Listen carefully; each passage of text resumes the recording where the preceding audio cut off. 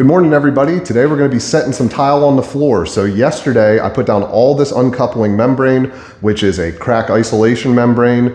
I decided to do that on this slab because it had a bunch of little tiny cracks in it, and just to prevent cracks coming up through that tile over time from further settling of the foundation, I could be sure that my tile's got a good substrate to go to now that'll prevent any settling issues in the future. So that's why we put down this uncoupling membrane on the ground first. So today I'm going to go over total start to finish how you're going to install your tile. And the very first thing I did in my room was I measured every single area where a tile is going to end. And deciding the rack of your tile can be a little bit intimidating if you're working with a large area and you don't know exactly where you're going to be ending with your tile. And it's going to be hard to set your tile on the ground and scribe them out and lay them all out in a large room like this, which measured 340 inches from front to back. So what I did was I have a 12 by 24 tile, and I decided that I'm going to lay it on a brick lay pattern, meaning I'm just going to split the tile in half. So that's the very first thing you need to decide is the rack of your tile. If you're going to do thirds, fourths, or halves, it just depends on the tile that you're using. So I got the exact measurement on my tile, which it was a 12 by 24, but it actually measured 11 3/4 by 23 5/8. And then I decided that I'm going to use a 16th inch grout line. So I added that 16th inch to those measurements, got my decimal, and I divided the total width of that tile by the total width of the room to see if I was going to end with a big piece or not. I ended up with a 0.91. So I know starting with a full tile, I'm going to almost end with a full tile. So I was good on that end.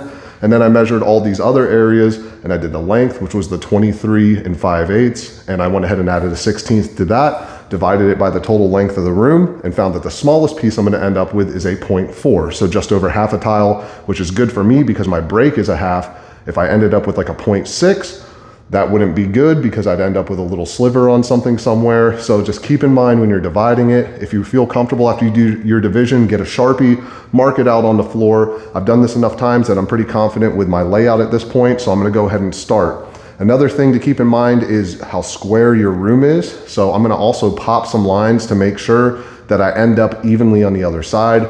I do have a knee wall here, and if I was just a little bit out of square and I worked all the way around this perimeter back to the other side of the knee wall, starting with a full tile, I could end up with a problem on this end where I have a bigger gap than I'm wanting and it doesn't fit flush the way it should up against that. So that is another thing that you have to keep in mind. There's multiple factors to this, a lot of things to take into consideration. Make sure your install is square and just follow your measurements. Trust your measurements could be the best advice I could give you, and take your time truly racking out your tile. So now that I found this rack, I'm gonna go ahead, I'm gonna get my thinset in here, I'm gonna mix up some thinset, and I'm gonna show you guys the process of setting this tile to the ground.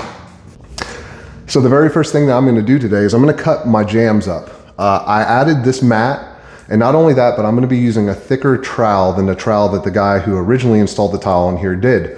So check your jambs before you commit to an install. And what I like to do is, I can see even with just the tile alone, I'm already hitting the jam. But there's also gonna be thinset under this tile. So decide on the trowel that you're gonna be using. I'm gonna be using a 1/2 inch trowel for this application. And what I like to do is I just get a piece of cardboard, and a 1/2 inch trowel is gonna smush out to be about 3/16 when it's set into the, when the tile's set into the thinset. So I like to just add that little tiny piece, flip the tile over that I'm going to be using, and then I'll go ahead and I'll make a straight cut across it with my oscillating saw. And you can just cut the debris out. Now I only cut this to show you guys, but I'm actually going to be replacing this casing because he's got a notch in his up top. But you're going to want to cut your jambs before you do your install, vacuum up your mess because it'll keep the tile from adhering, and it'll be just a lot easier if you make all your cuts first before you commit to setting tile. Let me just give you guys a couple more pointers before we go ahead and dive deep into this install. First thing is you need to decide what kind of thinset you're going to use. So there is a set of ANSI standards on every single bag of thinset. And if you type those standards in and what they require on Google or some kind of AI, it'll tell you what those ANSI standards meet. So if you're using, let's say, a porcelain, there's certain thin sets that are modified for porcelain specifically. If you're using large format tile, there's also thin sets that are specifically for large format. If you're hanging on the wall, they have anti-sag so that when you put your lines on the wall, they hold true and it doesn't sag. And it also keeps the tile where you set it when you put it to the wall. So it's good to keep that in mind. It can be a little overwhelming when you go into the store and you see all these different thin sets, but look on the bag for the set of ANSI standards, or even go on AI or Google and say, hey, this is the tile that I'm using. What kind of ANSI standards should my thin set meet for this application? And it'll help you out with that. Another thing, on tiles, not every tile, but on many of your tiles, you'll have an arrow on the tile. That means that they want that tile all going that direction for whatever pattern's on the tile. I've got like a nice little light blue pattern on this one. And I looked through my tile and I don't see an arrow on mine at all. But that doesn't mean that I'm not going to lay them out first and kind of figure out a design. You never want to have like the same pattern right next to one another. It's nice to get some like continuity through the pattern on your floor. So what I like to do is I like to have 2 or 3 boxes, and I also mix my boxes together as I go. All of these tile came out of the same batch, and that's important too when you're getting your tile. Make sure they come off of the same lot and they have the same numbers, because sometimes the dial out will be a little different on white or any color, and they won't match when you put them on the ground. And sometimes you will see it, and other times you'll take a photo of it and you're like, whoa, I could see that entire box where I sat it. So it's nice, it's good practice just to always mix them together and mix box to box. I've actually like done this myself in the past where I put all my tile together and I just went box to box to box through the room. I took a final photo of my work, and the layout was good, the install was good, but unfortunately you could see where those boxes were. And that's super disappointing. So we want to avoid that at all costs. The next thing that I want to go over before we even start is picking the trowel that you're going to use. If you're using a leveling spacer, which I'll show you, I'm using leveling spacers. They sit between the tile. They have little feet underneath them that grab the bottom, and then you snap a wedge in. They have spin doctors. There's a lot of different leveling systems out there, but one thing is in common with all of them, and that's trowel size. I've seen guys use a 3/8 inch trowel or smaller for these leveling spacers, and they actually form a little gap under your tile, and I've noticed they don't get good adhesion. So you gotta use at least a 1/2 inch trowel. My experience, don't go smaller than a 1/2 inch trowel if you're using leveling spacers. If you're not using leveling spacers, you gotta just judge off the tile that you're using. If I'm doing a 24 by 48, there's times where I'll put lines on the floor and I'll put lines on the tile and build it up a 1/2 inch on either side. I also have 3/4 inch trowels and stuff like that for the larger formats, because you'll find with those, when you go and set them down, if you hit a little hump in the floor or something and you're trying to flatten your floor out as you go, you might not get good adhesion in a spot, and it gives you a hollow spot. Heels will tap. It's just, you want good adhesion on everything. So 1/2 inch for leveling spacers. If you're using a tile that's smaller than a 12 by 24 and you're putting down like wood planks, you can get away with a 3/8 in that situation if your slab is good, or if your prep work was good, or you're working with a nice flat substrate. But even keep in mind with a 3/8, you will hit spots in your floor from time to time where it might be really hard to float it out, especially a hump. A dip isn't so bad because you can build up, but a hump is bad because you have to work out from that hump, and a 3/8 inch smash down only gives you about an 1/8 inch of play as far as leveling your tile. So keep that in mind. Just because you're using a 3/8 or a 1/2 inch, you're not getting a 1/2 inch of true buildup, because there's those gaps, and when you set it down, it smushes that thin set down and you don't have as much room to float as you might think. So keep that in mind when picking out your trowels. We're gonna be using a 1/2 inch on this application, and I'm gonna go ahead and show you the entire install process from start to finish. So I'm gonna make my first few cuts. I like to start with cutting like a handful of starters for what I know I'm gonna be starting with.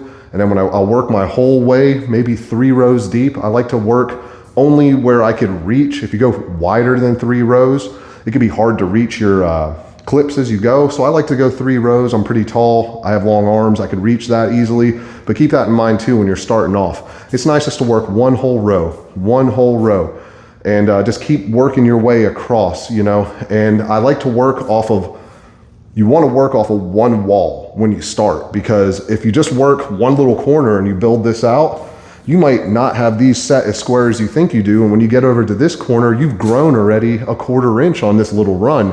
And that could be a problem if you're meeting up to another room, like I'm meeting up to other floor.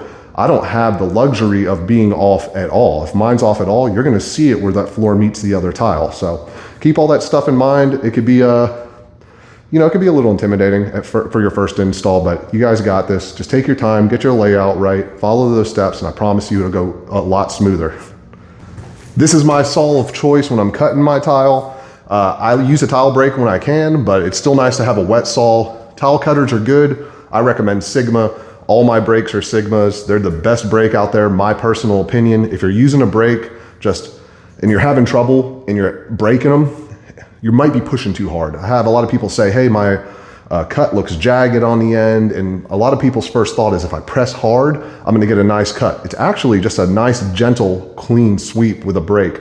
So if you're having issues with your tile brake, that could likely be it. Try pressing a little lighter. It's just a little graze. It doesn't take a lot. You'd be surprised. So try braking it with a light push instead of a hard push and see if that solves your problem if you're having issues with your brake.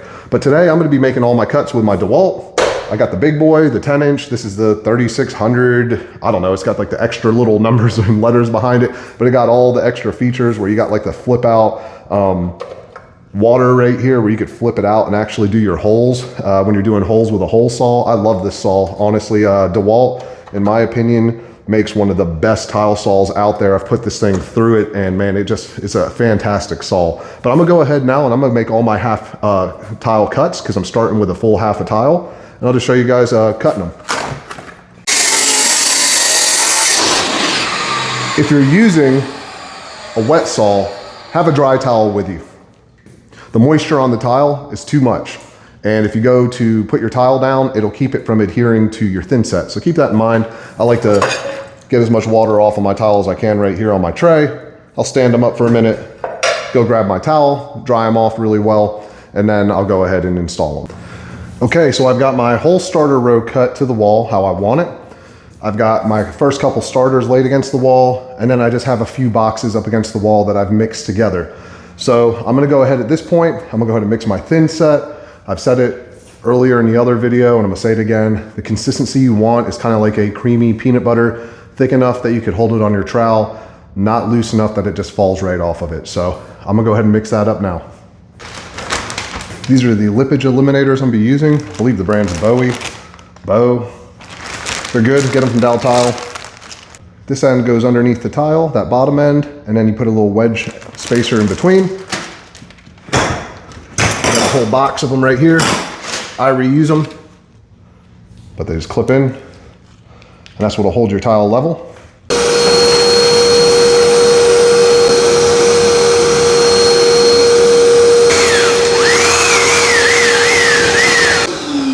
It's a good idea with all your thin sets, let them sit for 5 minutes after you mix it, let it slake. All that means is let all that moisture get into the dry powder and then give it one more final spin at the end. This is the consistency I like my mud. You can see it holds pretty good, but it's still loose enough. I mix it a little looser on the floor than I do the walls just for adhesion.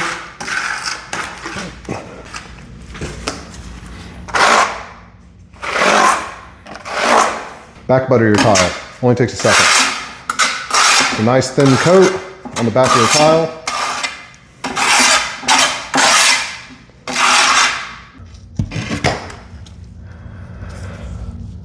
So I'm not gonna go crazy setting that in yet because I wanna make sure that I'm square with the wall and that I'm square with this threshold that I'm meeting up to.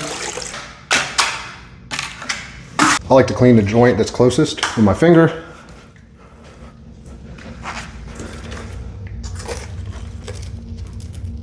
Now I'm going under a jam here, so I'm gonna get close as I can. And I like to just by feel, press down on the tile and get the lip as even as possible just with what I've spread. And they sell pliers for these to squeeze them in.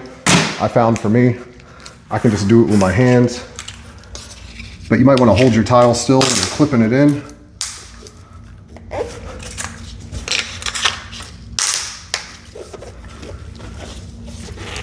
Make sure that your grout joint stays tight where you want it. It might slide a little bit when you push those clips in. And we got our first 2 tile on the ground. I'm just gonna repeat this process through the next 600 square foot of tile that I have to put down. All right, what's going on everybody? So today is day 3 of my 600 square foot tile install for this total kitchen remodel that I've been coming to you with, trying to post daily videos. This is gonna be a combination of days because it was a lot of work and I couldn't like encapsulate the entire process in just a day. So I wanted to put together a total start to finish of this entire install for you guys. And I'll share a little bit more of my techniques today, from back buttering my tile and showing you the adhesion check to make sure that you're getting proper adhesion to your tile. You can see I finished off the other day over here and I drug it through the whole kitchen, which I'll show you in a second. And I worked a little late last night to get this whole row truly squared up, so I have tile to push into today, and then I'm just gonna work my way out the back of the room. So at the beginning I shared with you layout, stuff like that. Today I'll share with you a little bit more of the tile install and just show you the process of how I do it. Just total transparency for you guys so that you know what you're gonna be up against. When I put down my Schluter membrane, it took 5 50-pound bags of all set to do. And so far I've gone through 10 40-pound bags of Ardex X5 installing the tile on top of the Ditra. If you're using the Ditra mat, just keep in mind that you're gonna be using a little bit more thinset than you normally would with your trowel, because there's a bunch of little squares in the back of it that are gonna fill up with thinset too. So it's pretty labor intensive. This has definitely been a long couple days. It's gonna be another long day, but we're gonna get through this. And once we get through this, it's gonna be a much better work. It's definitely a lot to do as one guy. So if you have a hand of somebody who can just keep you on your knees while you're working and setting tile, that's good to have. A lot of times I do work with a helper. I haven't had such luck this year holding on to anybody, and I have worked solo for over a decade now, so you get kind of used to it, but every now and then I'll bring someone in. I tried to bring someone in on this just to help me carry some stuff, but it's gonna be a true solo journey once again. But let me show you guys what's going on. So this is what I've installed so far. I went through the entire kitchen the first day, and I ended about at this row right here. And then I carried it through this little dining area, and then this is what I was talking about where you just saw, where I brought it across the whole room so I could just work my way through this area. Now, if you look at the tile that I've already put down, you'll notice that I take a lot of time selecting my tile so that I get some fluidity through the tile with the graining. So none of this is by accident. I always try to pick tile that make it flow in one direction. There was no arrows on this tile, so it was a little bit more difficult. I had to hand select and cycle through many boxes to just get the pattern that I have down here. But I'm really happy with that being said with how it's coming out. Let's go ahead and get to work and get this stuff set. First thing I like to do when I'm working with this Ditra is just kind of fill in the squares a little bit.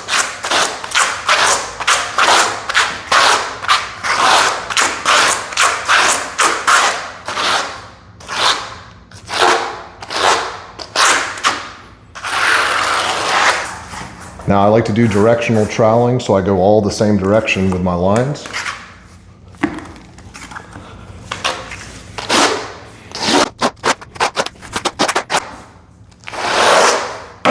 And then just clean the edge, because you'll get a little bit of buildup where you push your trowel down, so I just run my finger through it.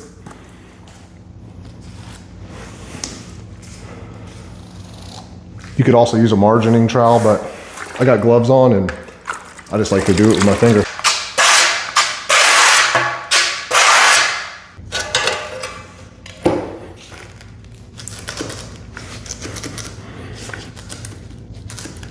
Now we want to check for adhesion. Make sure that we got good transfer from the tile to the floor.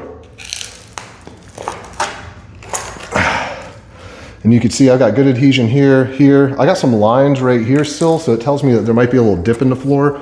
So I'll just, in those thin spots, I'll put just a little bit more.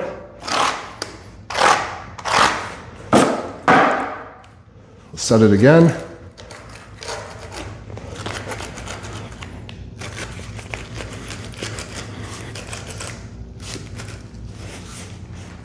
Check for adhesion. And now you can see I've got a good transfer from the floor to the tile, almost total coverage.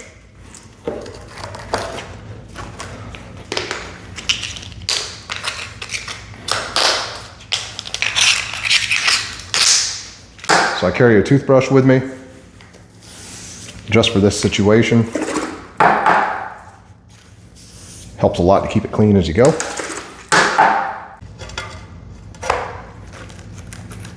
Just for the video and show you guys checking it one more time. See how our adhesion is. Felt like it good, pretty good. That one's almost perfect. But if you're working in an area and you feel like you might have a dip or something, it doesn't hurt. It only takes a second to pop it and check it. But that one came out pretty good. What I also like to do is I like to carry a dead blow hammer with me, because when you use these spacers, sometimes it pushes them apart. So I'll just give it a little, nothing crazy, a couple little taps, make sure that everything's staying tight. I'll do the same thing this way after I clean it up, and then just keep on carrying on through the room.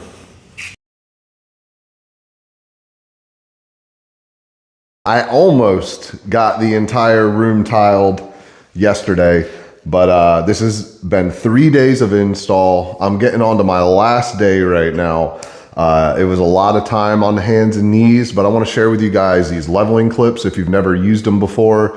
I'm going to show you how I go about breaking them. Sure, you can kick them. I've seen it done every which way, but what I like to do is I use a dead blow hammer, because I found in the past that kicking them, if you don't hit them the exact direction they're supposed to go, sometimes it'll leave little plastic edges in your tile, which that kind of happens from time to time anyway, but this makes it happen a little less. And also I've seen if you don't hit them right, you can chip tile. I've actually chipped tile in the past, not getting a good hit on the spacer. So I'm just gonna show you guys how I remove these leveling spacers. When they're tight like that, you could really get two with one hit, just like that. But I also use the dead blow hammer and just keep it flat on the tile. And they break perfect like that. You can kick them. I've seen people who kick them. I wear boots, so I could definitely get away with that and not have to bend over as much. But if you just hit it wrong with your boot and you don't get a perfectly like flat hit on the spacer, it might not break right, might chip a tile. It's just, for me, the dead blow hammer is the easiest way to remove them. I'm gonna go ahead and remove all these clips out of this floor now. Okay, so everything's been tiled at this point. Both rooms, the entire living room, the entire kitchen, and today we're gonna be grouting. So I'll give you guys some tips and tricks to grouting. The very first thing that I'm gonna have to do is I'm gonna have to clean my grout joints. There's a few of them that have some excess thinset that has come up through. I've got a little bit of thinset residue on top of some of the tiles that I couldn't reach and clean up while I was tiling. So I've just got a little scrubbing brush. I've got a little Brillo pad. That'll be for cleaning up the tops of the tiles. And then I use a utility knife to go in between the joints carefully. You gotta be careful because you could chip it, but I'll show you guys up close prepping these grout joints for grout. And then I'll show you guys the type of tools that I like to use when grouting, wiping, how to shape your grout, how long to let it sit, the product that I'm using. But yeah, this was a lot of tile to set. This is the other room over here. It was a 600 square foot total, 54 boxes, 3,500 pounds of tile. I went through about 22 bags of thinset between the membrane and the tile installation. That's another thing to keep in mind. When you're putting down that Detra mat, it's got those little squares in it, and it takes a little bit more thinset to fill in than just regularly with your 1/2-inch trowel. So I hope you guys found some of this stuff useful through it. I wanted to let you know just like the amount of stuff that I'm using when I'm actually tiling. But let's go ahead and get to work today. I want to get this done. It's Saturday. Don't want to be here all day. Let's clean up some grout joints and let's start getting to work. I'm going to start in this corner over here. And if you look at my grout joints, you can see I've got some excess thinset here. I've got some where this clipped, some came through that I couldn't get originally. And we got to clean all those things out before we go ahead and grout. Now, what I like to use are these titanium edged Lennox bits. I've found that they have like that little titanium edge. You can see it's like a little gold colored. They seem to last the best when you're going in between these grout joints. And when you're doing this, you just have to be careful because you can chip a tile. All you want to do is I hold it just kind of on a light angle like this. And you see how it just comes right out? I'm just very gently going through. I'll go back and forth and I'll knock all that out and then wipe it with a sponge. When you're going where there's a seam like this, you don't want to go too hard here. You could chip your tile here. So really work the lengths and then go the other way like this. And you just need to get it deep enough that you can get a grout joint in there. Keep in mind when you're cleaning your tile is make sure that you wring your sponge out a lot or your Brillo pad. You don't want to get too much excess water in between these joints if you're having to scrub everything the day of, because If you get too much water in there, you might get pitting in your grout, and you'll notice it'll make the grout too loose in those areas, and it might dry and crack out. So I try and keep the sponge reamed out. I don't want it too wet. It's just a light cleanup. But really, take your time doing this. It'll make your life a lot easier. I know it could be time consuming. It'll probably take me an hour to go through this entire room, but it's well worth it.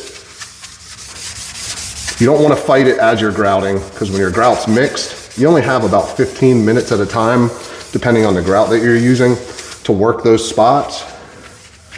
But very easily now, you can see I've got this grout joint prepped, ready for grout. And I'm just gonna go through the entire room now and prep all this. I wish I cleaned as I went, because it was a lot to clean at one time, but I got everything cleaned all the way through, both sides. Scraped carefully, didn't chip any tile, that's a plus. You gotta be careful with the razor because you can do it. And I scrubbed everything, got all the excess thinset off throughout both of the rooms. And now I'm ready for grout. So I'm hoping that all that hard work is about to pay off. That took over 2 hours when I put down my grout. Now this is what I'm using. This Mapai Ultra Color, what is it? Ultra Color Plus FA. It is a rapid setting grout, so I am not about to mix an entire bag at a time. I'm gonna mix half a bag at a time. And I like to mix it with a margining trowel. I don't recommend mixing rapid setting grout, or any grout really, with a drill, because it can make the curing process go a little bit quicker, and we don't want this to cure before we have the opportunity to clean it all. So I'm gonna go ahead and I'm just gonna work it half a bag at a time. I got 2 bags, so I figure a full bag I'll do this side and a full bag I'll do that side. So I'll work half a bag, I'll go and clean it, work half a bag, clean it, and so on. So it'd be 4 times to get the whole room done. And then once all that's shaped and I got my first wipe down, I'll do my final wipe down on everything and clean the whole thing. I might split that into 2 and do a second clean over here before I start over here, because I have to move the kitchen table anyway. But I've got some tools I'll show you to do. I'll show you how to mix the grout. I've got some tools I'll show you that make it a little easier to clean up, and how I sponge and everything like that, how to hold the grout float, what kind of float I like to use, and all the good stuff. So let's go ahead and let's get this grout in, because I've been waiting to do it. I just worked really hard to get to this point.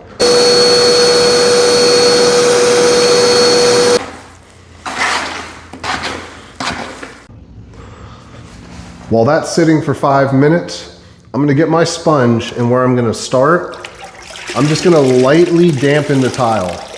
You don't wanna get too much water on your tile because it'll thin out your grout, but it is good just to have it lightly with a little bit of moisture on it, because it'll just help clean it when you go to use your float, when you're going ahead and working all your joints. But like I said, too much water and you'll end up thinning out your grout, especially if you're using one of the squeegee style floats like I'm using. I've noticed you go and you try and put too much water on the floor, you're trying to sponge it and you end up with too much water on the floor, and then your grout ends up thinning up, and you might end up with some pits or just grout that's really hard to work with because it'll thin up too much. So this will give it a few minutes to dry up while I'm waiting for the grout to slake. More quick mix, and I just did that with my margining trowel, and now the race is on.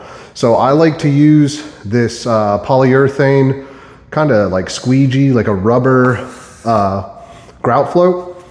It cleans the tile a lot better than the foam floats, and they're just easier to work with. But the race is on now. I've got 30 minutes and I've got 300 square foot of grout to put in right now. Now I would just recommend that if I do this for a living, I have to turn a profit, and I do it a lot. So if you're not comfortable and you haven't done this a whole lot, just mix a quarter of a bag. See how it feels, work your way through a room, don't kill yourself. You know, you wanna be comfortable when you're doing it, you wanna leave a good product. Now what I like to do is just get some on the side of my float and pack the joints.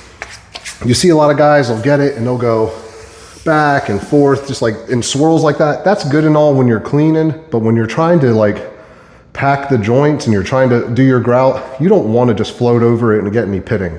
You want to go ahead, and you can do it very quickly with packing. I'll show you right now.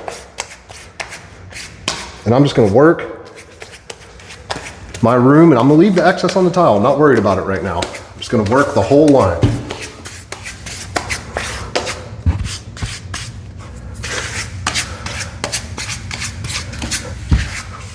Got one more vertical seam right here, and I'll actually go ahead and work a couple rows. See, I'm gonna hold on an angle on like a 45, and it's on a 45 tilted, and I'm gonna rub over and just clean what I just did. And I'll make a little pile. Now for these, I'll just go ahead and clean them like this. But you don't wanna go like this or you'll dig into the line. So you wanna always be on an angle from the line that you're cleaning. But let's go ahead and let's rock some grout out. I'm gonna go ahead and just send it right now because I've got a lot of grout to do and I'm on a time crunch now. It took me about 20 minutes to get this side finished. And if you see, it's a little bit darker over here and it's actually starting to lighten up over here. And I don't know how well the video really captures it because it is a darker grout, but it's lightening up towards the edges. And I know that it's about ready for that wipe down. So I'm gonna get a couple buckets of water and then clean this tile. Make sure you have a good new sponge that isn't all chewed up. You don't want it digging into your grout joints. And really, this is pretty simple. You don't want to go along the seams. I like to go in circles, kind of like Mr. Miyagi, wax on, wax off. So I just kind of buff it up. And it's going to haze up a lot on your first go around. Don't try and get it perfectly clean yet. We're just shaping our grout. That's getting a little dry, so I'll flip it over. Do the same thing over here. Now I will get it a little more clean than that, but I like to work just a little bit bigger of an area so I'm not just working around myself and just getting it dirtier and dirtier. I wring my sponge out, you want it real dry. You don't want it wet. If it's too wet, you're gonna wipe your grout right out. And what I like to do is I like to work my sponge and do a couple sides. So I'll grab half of it, squeeze it with my thumb for my clean out, and now I'm gonna go over one motion, flip it over. And this is a darker grout, so I'm not gonna work it into 4, I'm gonna work it into 2. And I'm gonna try and get it as clean as I can get it on this wipe. So 1, 2, and you can see I'm getting it a lot lighter. The more that you get off now, the less you're gonna fight later on your other wipe downs. So that's pretty good right there. I could go a step further even and take it one more down, but I'm gonna tell you, with the dark grout like this, it seems to just keep on coming back when you hit grout lines, but that's pretty good right there. And I'm just gonna work the whole room, and it's a process. So try and keep your patience. Don't look at the whole picture, just take it step by step. That's how I do these big jobs alone. I don't look at the whole thing. I set daily goals and I try and meet them. And as you do it longer, you'll know how much you're gonna get done in a day, and you could set a reasonable goal and just meet little goals. It's about winning little battles along the way and getting to that last stage of the project. I do a lot of big contracts, like 3 to 5, 600 kitchen installs. And it's very easy to get overwhelmed. You can't look at the whole thing. You just gotta take it a day at a time. If you look at the whole thing, you're gonna drive yourself mad. You might get overwhelmed. It's just work. Take it a day at a time. That's everything, guys.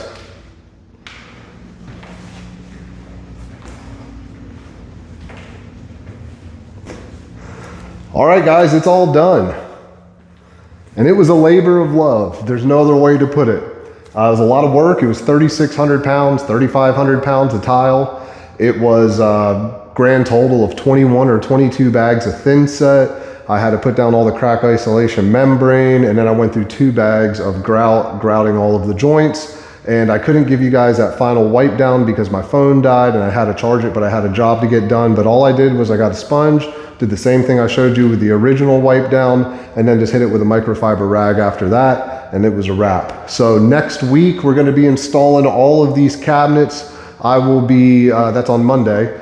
I'm going to be assembling them all, show you guys how to assemble the cabinets, and then I'm going to be doing a 3-piece crown system, and then I just got to paint the room and do a little bit of wiring up. They want some duplex receptacles. I'm sorry, they want decor receptacles instead of these regular receptacles, and we're going to get all that done. So if you guys like the video, make sure to like and subscribe to the channel. I'll be doing big remodels like this, usually all by myself. Sometimes I'll have a pair of hands with me. But I'll be showing you guys tutorials on how to do the work. I'll just be doing a walkthrough of the entire thing. And I'll have some more enjoyable content like shorts, and then just like the entire process put into one video where you could see the start to finish job. But I'm exhausted. I was on my hands and knees today for a whopping 10 hours. It's time to go home. It's Saturday. I was hoping it wouldn't take this long, but you got to do what you got to do, especially if you own your own business. So hope you guys enjoyed the video. I'll catch you on the next one.